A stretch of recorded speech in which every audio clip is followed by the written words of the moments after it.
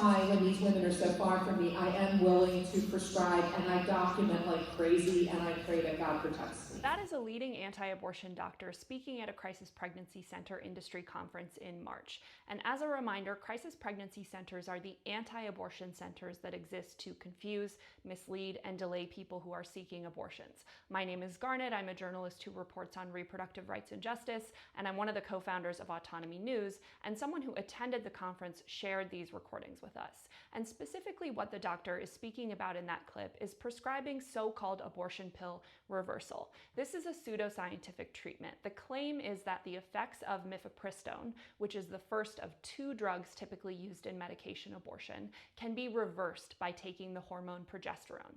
There's no solid scientific evidence to back up the idea that this works, and in fact there is evidence that it could be dangerous. The only clinical trial that was ever started to try and test whether or not this idea works had to be ended early because several of the participants had bleeding so severe they had to be transported to the hospital.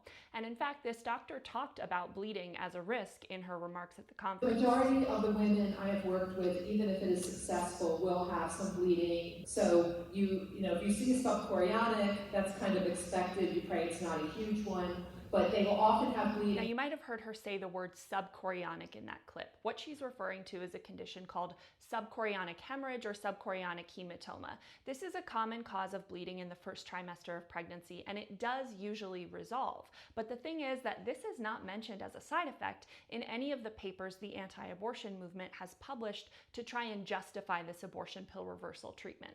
And in fact, at this crisis pregnancy center industry conference, there was a lot of discussion about the fact that the anti-abortion movement is having trouble recruiting doctors who actually want to provide this questionable treatment. Some centers, their doctors are not comfortable prescribing and they just want to be able to provide ultrasounds for doctors who do. Here's the thing. The anti-abortion movement is all in on abortion pill reversal. They are promoting it hardcore and it has become a huge part of their current legal strategy. Now, why would they do that if even their own doctors seem to be kind of dubious about it? Well, it's their answer to the popularity of medication abortion. Nearly 2/3 of all abortions in America are now done with medication, and nearly a quarter of these are done via telehealth. And that includes abortions that are provided by doctors in states where abortion is legal to people in states where abortion is not legal. Telehealth abortion, medication abortion, these things are extremely difficult to stop. The anti-abortion knows this, and abortion pill reversal is their attempt to create doubt and confusion and stigma around medication abortion. So if you want to learn more about this, I'd recommend reading this story at autonomynews.co.